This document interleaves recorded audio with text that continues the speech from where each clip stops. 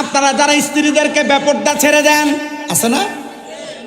নামাজও পড়েন, মেয়েকে বেপরদা ছেড়ে দেন, নামাজও পড়েন, কবুল হওয়ার আশা করেন, জি না। আপনি নামাজ পড়তেছেন, আপনার বউ বেপরদা। আপনি নামাজ পড়তেছেন, আপনার স্ত্রী বেপরদা, আপনার মেয়ে বেপরদা। আল্লাহর নবী এই ব্যাপারে বড় সাবধানতা অবলম্বন করাইছেন। নবী আমার কয়, জান্নাতে যাওয়ার জন্য অনেক নামাজি ব্যক্তিরা নামাজ পড়বে, কিন্তু তারা নামাজ পড়েও দোজখে যাবে। গত জুমার আগের জুমা আমি বয়ানটা যখন জুমার মধ্যে করার জন্য পড়লাম, আমি অবাক হয়ে গেলাম নবীদের হাদিস শরীফ পইরা। আমি দেখলাম কি রে, তাহলে এই হিসাব যদি আমি যাচাই বাছাই করতে যাই, আমরা এলাকার অনেক নামাজ পড়ি না, হাদিস আবাদ দোজখে যাইব গা। কারণ কি, উনি নামাজ পড়ে, হজ করছে, এবাদত ভালো, কিন্তু ওনার বউ এখনো 3 পিস সিন্ধে কাপড় পরে, যে ওনার বউয়ের পেটটা দেখে রাস্তা দিয়ে হাঁটে। ওনার মাইয়া স্কুলে যায় চুল সাইরা, উনি যে নামাজ পড়ে, তাহলে উনি যে বেফরদা মাইয়ার কারণে দোজখে যাইব। আল্লাহর নবী কয়, একটা মেয়ের কারণে 4 প্রকারের ব্যক্তি জাহান্নামে যাবে। 1 নাম্বার, কোনো বাবা মেয়ে জন্ম দিল, কিন্তু বাবা মেয়েটারে পর্দা করাইল না, বাবা দোজখে যাবে। কোনো ভাই তার বোনটার সম্পর্ক আছে, কিন্তু বোনটারে পর্দা করাইলো না, ওই ভাই তার বোনের কারণে দোজখে যাবে। কোনো স্বামী, আপনারা যারা বিবাহ করছেন আপনারা মনোযোগ দেন, কোনো স্বামী তার স্ত্রীকে পর্দা করাইলো না, ওই স্বামী তার স্ত্রীর বেপর্দার কারণে দোজখে যাবে। কোনো সন্তান, আমরা যারা আছি সবাই কোনো না কোনো মায়ের সন্তান, কোনো সন্তান তার মাকে পর্দা করাইলো না, তখন এই সন্তান তার মায়ের কারণে দোজখে যাবে। এবার আপনি আপনার বউরে, আপনার মাইয়ারে, আপনার বোন রে, আপনার মারে গায়ে হলুদের অনুষ্ঠানের ভিতরে যাইয়া গায়ে হলুদের মন্দি লাগাইতে দিবেন কি দিবেন না, এটা আপনার সিদ্ধান্ত। দিবেন তো জাহান্নামে যাইবেন, জাহান্নামে যাওয়ার সিদ্ধান্ত যদি আপনি নেন, আমার করার কিছু নাই। দেয় না গায়ে হলুদ, ইসরাইল না চায়।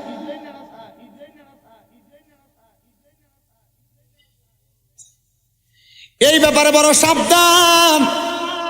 এই জন্য নামাজিরও দোজখে যাবে। কারণ কি, বউ বেপরদা, মাইয়া বেপরদা, বোন বেপরদা, মা বেপরদা, নামাজও পড়বেন আবার বেপরদাও রাখবেন না। না না, সাবধান, এই বেহায়াপনার মধ্যে যাবেন না।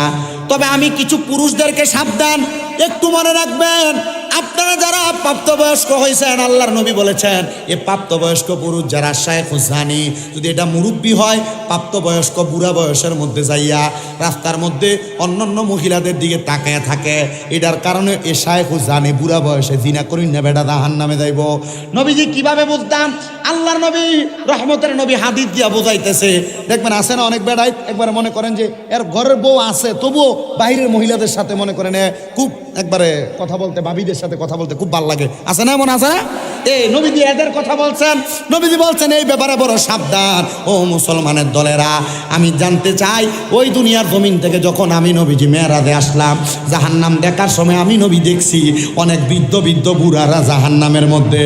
নবীজি কেন কেন কেন বলে, তারা জিনা করেছে তাদের চোখ দ্বারা, মুখ দ্বারা, হাত দ্বারা। আপনারা মনে করবেন নারীদের সাথে অবৈধভাবে সম্পর্ক করলে, মেলামেশা করলে মনে হয় জিনা হয়। না রে মুসলমান, না।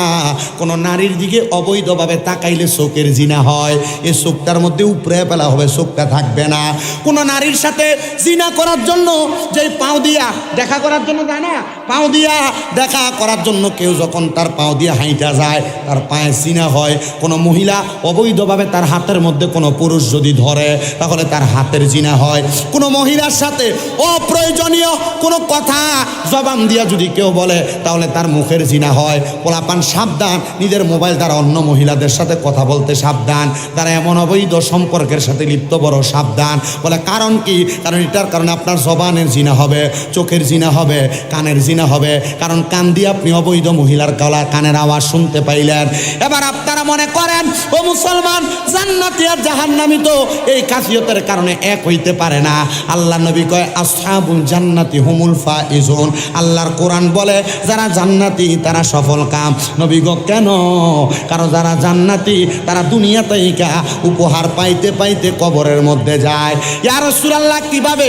বলে জান্নাতি ইন্তেকাল করার আগে আল্লাহ তাআলা রহমতের ফেরেশতা জান্নাতি বান্দার কাছে পাঠিয়ে দেয়। আরে আজরাইল জান্নাতি বান্দার রূহটা কবজ করে না, কবজ করার আগে 2 জন ফেরেশতা জান্নাতি বান্দার সামনে দাঁড়ায়া যায়। আজরাইল যখন রূহ রুহু কবজ করে, তখন জান্নাতি বান্দার রুহুটা আর আজরাইল নিয়ে যায় না। রুহুটা জান্নাতি বান্দার রুহুটাকে জাহাবাল ফিদ্দাত স্বর্ণ এবং রূপার পাত্রের মধ্যে ধারণ কইরা এই জান্নাতি বান্দার রুহুটারে সে জায়গায় রাখে। জান্নাতির কাফন দাপন হওয়ার পরে আল্লাহ তাআলার আলমে আরোহার দিকে যখন জান্নাতি বান্দার রুহুটা নিয়ে যাওয়া হয়, তখন আলমে আরোহার মধ্যে রুহুটা রাখেন না। বলে কেন? কারণ আল্লাহর কোরআন বলে ওয়ালা তাকুলু লিমান ইউকতালু ফি সাবিলিল্লাহি আমওয়াত বাল আহইয়াউ ওয়ালাকিন লা তাশউরুন। আল্লাহ না বলছে যারা আল্লাহর রাস্তায় চলে গেছে এরা মরে না, বালাহিয়াউন এরা জিন্দা। এদেরকে যারা মৃত বলে ওয়ালাকিন লা তাশউরুন, এরা নির্বোধ, এরা বোকা, এরা বোঝে না।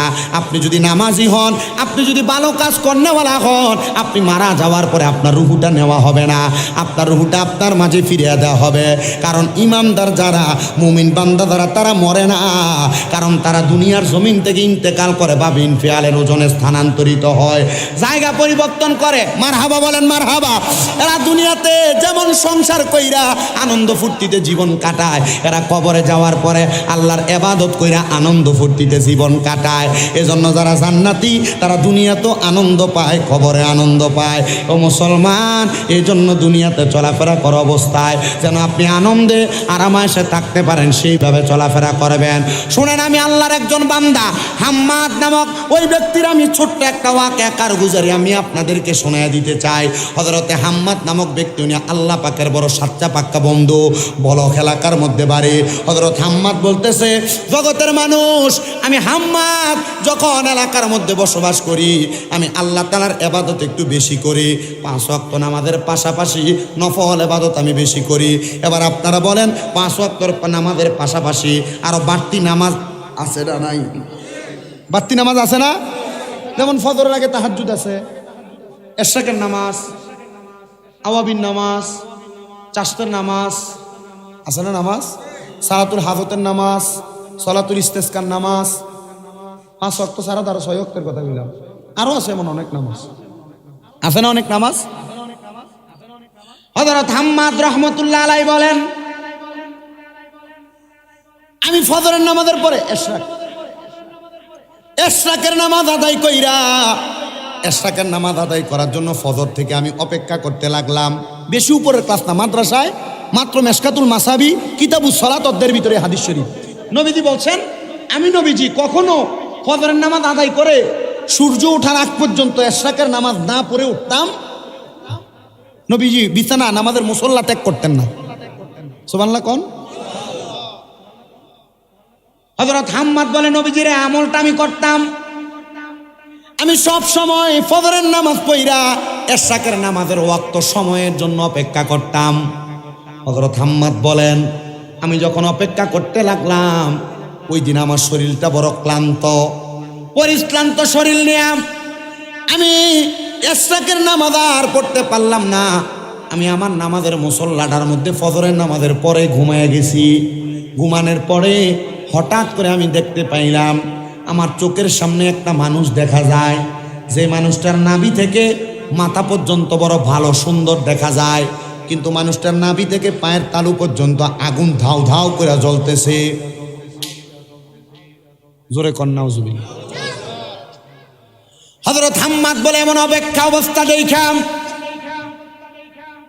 আমি হাম্মাদ বড় হতবিলম্ব হইয়া আমি তার কাছে প্রশ্ন করলাম, কিরে আল্লাহর বান্দা, তোমার কেন এমন অবস্থা যে তোমার শরীরের নাভি থেকে মাথা পর্যন্ত বড় ভালো, নাভি থেকে পায়ের তালু পর্যন্ত আগুন ধাউ ধাউ করে জ্বলতেছে? হাম্মাদ ডাক দিয়া কয়, আমি তারা প্রশ্ন করার সাথে সাথে সে আমাকে জবাব দিয়েছে, হুজুর, আমি দুনিয়ার জমিনের মধ্য থেকে যখন ইন্তেকাল করে কবরে চলে আসি, আমার স্ত্রীর গর্ভের মধ্যে একটা সন্তান ছিল, যে সন্তান কন্যা সন্তান। আমি ইন্তেকাল করার পরে ওই মেয়েটা দুনিয়াতে জন্মগ্রহণ করেছে। তার আগে আমার আরেকটা মেয়ে ছিল, ওই মেয়েটা নামাজি, ওই মেয়েটা রোজাদার, ওই মেয়েটা আমলওয়ালা, ওই মেয়েটা বলো ভালো মেয়ে। হুজুর, আমার ওই মেয়েটা ভালো হওয়ার কারণে আল্লাহ তাআলা আমার একটু অংশ আরামদায়ক বানাইছে, কিন্তু আমার যেই মেয়েটারে আমার স্ত্রীর গর্ভে রাইখা আমি ইন্তেকাল করেছি। আমি ইন্তেকাল করার পরে আল্লাহ তাআলা আমার নাভি থেকে পায়ের তালু পর্যন্ত একবারে দাউ দাউ করে আগুন জ্বালাইতেছে। কারণ আমার ওই মেয়েটা জন্মগ্রহণ করার পরে আমার স্ত্রী মাইয়াটারে ভালো করে মানুষ করে নাই, মানে পর্দা করায় নাই, নামাজি বানায় নাই, নেককার বানায়। হুজুর আল্লাহ তাআলা নাকি আমারে নাভি থেকে পায়ের তালু পর্যন্ত ওই মাইয়ার কারণে আযাব দিচ্ছে। আর যেই মাইয়াটা ভালা ওই মাইয়াটার কারণ নাভি থেকে মাথার তালু পর্যন্ত আল্লাহ তাআলা আমারে আরামদায়ক বানিয়ে দিছে। এবার আল্লাহর ওলি বলেন, আমি সাথে সাথে নামাজটা ত্যাগ করলাম, আমি নামাজ পড়লাম না। আমি এশরাকের নামাজ ওই দিন বাদ রাইখা এশরাকের নামাজ পড়ার আগে ওই বেরির তালাশ করতে গেলাম। সে আর কেউ না, আমাদের এলাকার একজন মানুষ, যে এলাকাটা হলো বলখ এলাকা। আমি তার এলাকার মধ্যে যাইয়া তার ঘরটা তালাশ করলাম। ঘরটা তালাশ কইরা বাহির কইরা ডাক দিয়ে বললাম, আসসালামু আলাইকুম ওয়া রাহমাতুল্লাহ। সালাম দেওয়ার পর আমারে কোনো জবাব দেয় নাই, উল্টা তাদের ঘরের বাসি যেই পানি আছে ওই পানিগুলো আমার উপরে ছইরা মারছে। মারার পর দেখলাম একটা মাইয়া কেমন জানি এলোমেলো অবস্থায় বাহিরে আইসা কয়, সালাম দেন কেন, কারণ কি, আমাকে জবাব দেন। ওই মাইয়া আমার কাছে এমন কথা বললাম, আমার শরীরের উপর নোংরা পানি ফেলে দিছে। আমি রাগান্বিত হইয়া মাইয়ার সঙ্গে কোনো কথা বলতে চাইলাম না। এবার আমি আবার ঘরের দরজায় সালাম দিয়া দেখলাম কোনো ভালা মানুষ ঘরে আসেনি। আবার সালাম দিলাম, আসসালামু আলাইকুম ওয়া রাহমাতুল্লাহ। দেখলাম ঘরের মধ্য থেকে একটা জবাব আসে, ওয়া আলাইকুম আসসালাম ওয়া রাহমাতুল্লাহি ওয়া বারাকাতুহু। আমি জিজ্ঞাসা করলাম ঘরের মধ্যে কে আছেন? পরে বাহিরে যাকে দেখতেছেন আমি তার বোন। বলে আপনি কি আমার একটু কথা শুনতে পারবেন? বলে হ্যাঁ।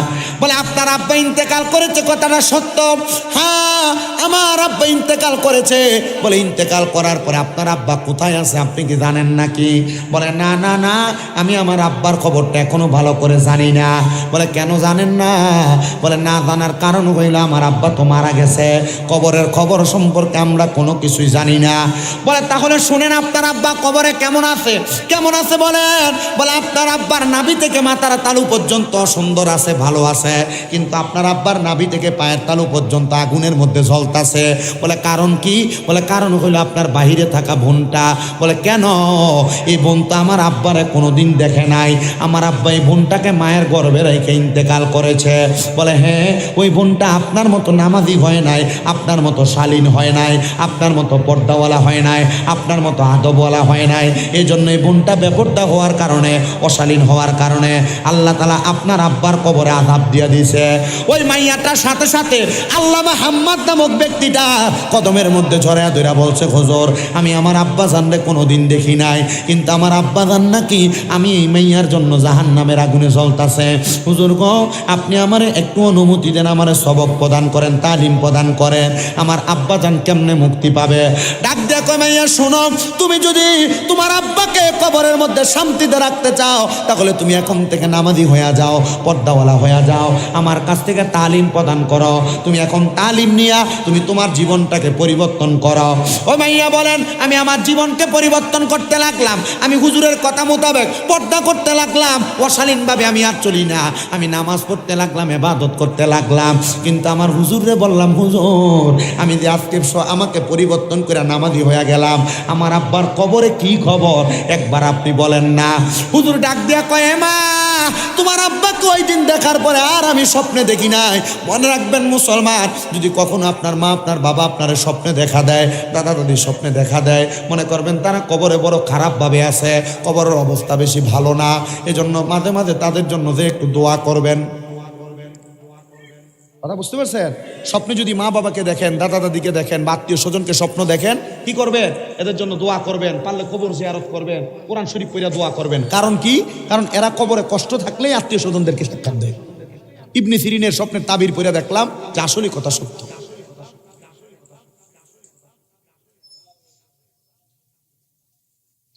ওই মাইয়া বলে, হুজুর আমার আব্বা তো এখন আমরারে বললো না, আপনার বললো, আপনি কি আমার এটা বানায় বললেন? হুজুর বলেন না, উপযুক্ত কোনো ব্যক্তিকে দিয়া তোমাদেরকে বলাইলে তোমরা শুনবা কথাটা, এই জন্য হয়তো আল্লাহ আমার দিয়া দেখাইছেন। হুজুর ভালো আলেম তো, এই জন্য হুজুর কি দিয়া দেখাইছেন। আপনাদের কি কষ্ট হইতেছে? আমারে ওই আদম আলাইহিসসালামের সন্তান হাবিল আর কাবিলের ঘটনার ওয়াজটা কিন্তু বলতাম। এটা আমার এই ওয়াজের শেষবর্তী শেষের মানে এখন যে ঘটনাটা এটা শেষ হইলে এই ওয়াকাটা শোনাবো, একটু কষ্ট করে বইয়েন আপনারা, রাজি আছেন না? আব্বা আমি এই বরুরা এবছরের শেষ মাহফিল, এবছর গতবার আগের বার বরুরা মাহফিল করছি 58টা, গতবার করছি 26টা, এবার মনে হয় এবার এই যে মিললে 7-8টা হইব। আমি মোটামুটি ওই বরুরার দিকে আশাটা কমাইয়ে দিছি। আমার মাহফিল দিই না এমন না, আই খালি থাকলে দেই আর কি, কিন্তু খালি না থাকার কারণে আইতেমও পারি না। কারণ বরুরা চান্দিনা এলাকার মাহফিলের ডেটটিও 1 মাস আগে, 17 দিন 20 দিন আগে। এখন আমার এডি আগে বুকিং হওয়ার কারণে আমি পারতাছি না, তবু আমি চেষ্টা করি 2-1টা কথা আমার কথার দ্বারা আমার জবান দ্বারা বইলা দিয়ে যাইতে। যদি আপনারা আমল করিয়া কবরে যাওয়ার পর এই কথাটার আমলের কারণে যদি নাজাত পান, আল্লাহর রাস্তে আমার যাইতে লইয়া যাই। মানে আমি আমার গুনার কারণে নাজাত পামু কিনা আমি জানি না, তবে আপনারা যদি আমার কথা শুনে যদি নাজাত পান, আমার একটু আপনারা লগে রাখি।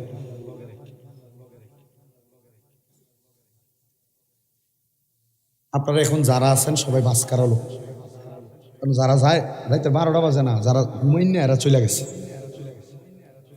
তবে আমার গতবারের আগের বার না, এর আগের বার তাইলে একবার কইরা যাইয়া 4র্থবারের সময় আবার আইছে, 3য়বারের সময় আমার মনে আছে ওই তাবারকের সময় ইয়ানাবি করে দাঁড়ানোর লগ মোটামুটি আইয়া আরো ঢুকি সাফে মুখদিন মাহফিল তো আল্লাহ তাআলা কবুল করে। আমিন জোরে কোন, আমিন জোরে কোন।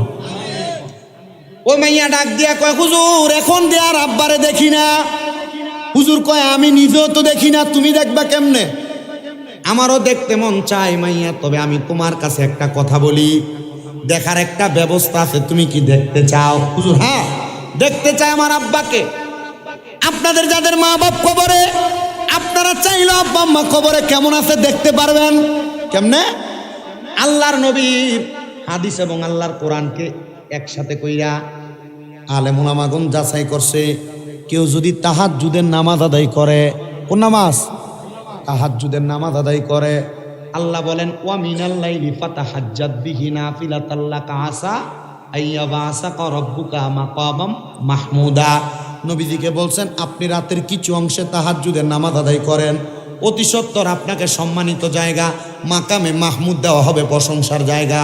এ আয়াত যখন নবীর উপর নাজিল হয়েছে, আমার নবীজি কান্না করে দিছেন। আম্মা জান আয়েশা সিদ্দিকা নবীকে প্রশ্ন করছি, ইয়া রাসূলুল্লাহ আজকে আপনার নামাজের সেজদাটা বড় লম্বা, নবীজি কেন আপনি এত লম্বা সেজদা দেন, কারণটা কি বলতে পারবেন? আল্লাহর হাবিব বলে, আয়েশা আল্লাহ বলছে তাহাজ্জুদের নামাজ পড়লে আমারে মাকামে মাহমুদ দিবে। আমি নবী সেজদার মধ্যে যাইয়া কান্দি, আমার আল্লাহ যেন আমার উম্মত তাহাজ্জুদের নামাজ পড়লে আমার উম্মতেরও কিছু দেয়। তল দিব বরুই পাতার জলে, ওরে শেষ বিদায়ে দয়াল নবী আইব রে। নবী আসবে কবরে কেন? বিসমিল্লাহি আসবি বিদায় রসুলের কাছে দেওয়া হয়েছে। ওরে শেষ বিদায়ে দয়াল নবী আইব রে, ও প্রাণের নবী গো তুমি ধীরে ধীরে ফিরে ফিরে চাইও রে।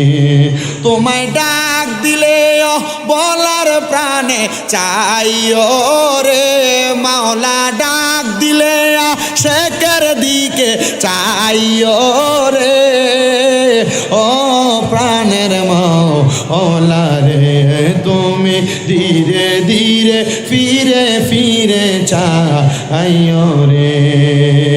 আমার বিয়ার যাত্রী আমি 4 জনার দেখি, আমদার ঘরে নামাই দিয়া দিবে আমায় ফাঁকি। মৃত্যুর খাটটা কিন্তু 4 জন ব্যক্তি কান্দে লই বাসে কয়, আমার বিয়ার যাত্রী আমি 4 জনার দেখি, আমদার ঘরে নামাই দিয়া দিব আমায় ফাঁকি। হায়রে ওই কবরে নূরের নবী আইব রে, কন্যা ওই আইব রে, ও মাবুদ মাওলা রে তুমি ধীরে ধীরে ফিরে ফিরে চাইও রে। তোমায় ডাক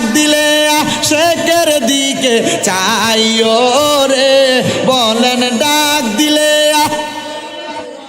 চাইও রে, ও পানের মুর্শিদ রে, তুমি ধীরে ধীরে ফিরে ফিরে চাইও রে।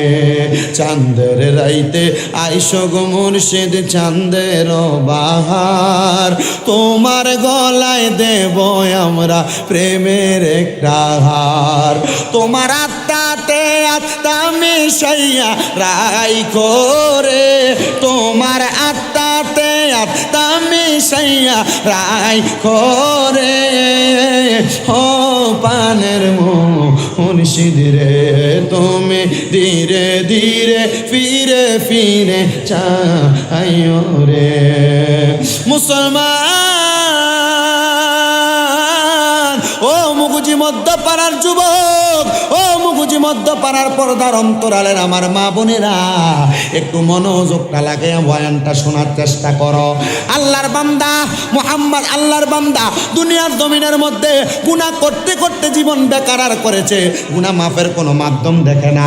আমি বলবো 5 ওয়াক্ত নামাজের পাশাপাশি তাহাজ্জুদের নামাজ পড়ো। আম্মা জান আয়েশা সিদ্দিকারে নবী কয়, আমি আল্লাহর কাছে কাঁদছি আল্লাহ যেন আমার উম্মত তাহাজ্জুদ করলে কোনো কিছু দান করে। আমার আল্লাহ জিবরাইলের মাধ্যমে জানিয়ে দিছে, আমার উম্মত যদি তাহাজ্জুদের নামাজ পড়ে আমি আল্লাহর কাছে কিছু চাই, আমি আল্লাহ উম্মতের মনের আশা পূরণ করব। ব্যবসা করেন বরকত হয় না, তাহাজ্জুদ পড়েন বরকত পাবেন। কামাই রুজিতে বরকত নাই, তাহাজ্জুদ পড়েন বরকত পাবেন। আপনি আপনার কঠিন অসুস্থতায় রোগে ভুগতেছেন, তাহাজ্জুদ পড়েন বরকত পাবেন। আপনার মাইয়া ভালো জায়গায় বিয়ে দিতে পারেন না, তাহাজ্জুদ পড়েন বরকত পাবেন। কঠিন রোগ বিমার থেকে শেফা হয় না, তাহাজ্জুদ পড়েন বরকত পাবেন। বিপদ আপদ কাটে না, তাহাজ্জুদ পড়েন বরকত পাবেন। এজন্য সবার কাছে আবদার, বিদেশ যাওয়ার চেষ্টা করে পারে না, তাহাজ্জুদ পড়েন বরকত পাওয়া যাবেন। এবার ওই মাইয়া বলে হুজুর তাহাজ্জুদ পড়লে পাবো। মাইয়া কয় আমি হুজুরের তালিম মোতাবেক আমি একটানা 7 দিন পর্যন্ত তাহাজ্জুদের নামাজ পড়ছি। বলেন কয় দিন? তাহাজ্জুদের নামাজ পড়া আমি আমার আল্লাহ তাআলার কাছে কান্নাকাটি করলাম, কিন্তু আমি কান্না করলাম আমার আব্বা জানলে তো আমি আর দেখি না।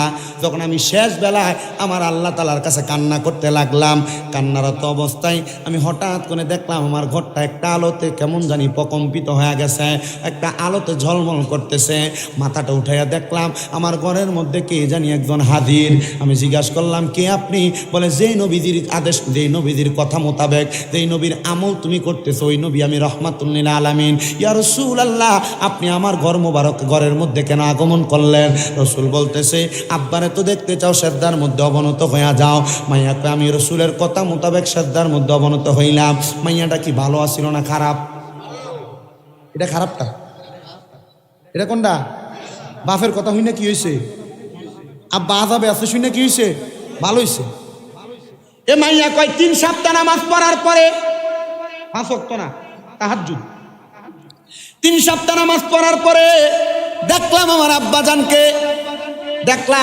আব্বাজানকে আমি যখন তাহাজ্জুদ নামাজের সেজদার মধ্যে পড়া রাসূলকে দেখলাম, রাসূল বলে আবার সেজদা দাও।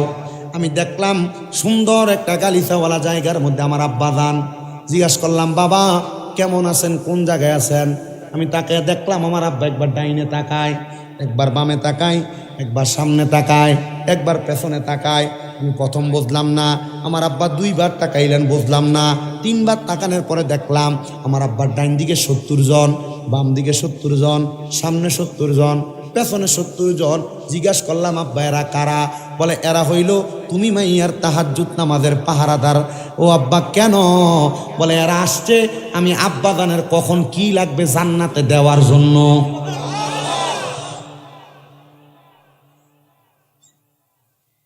এ মাইয়াই জান্নাতের কারণ, মাইয়াই আবার জাহান্নামের কারণ।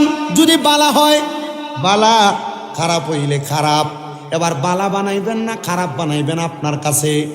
তবে বৈবাহিক জীবনে যদি কোনো মাইয়া খারাপ হইয়া যায়, ও মাইয়াটার কারণে সংসারটা জাহান্নাম হইয়া যায়।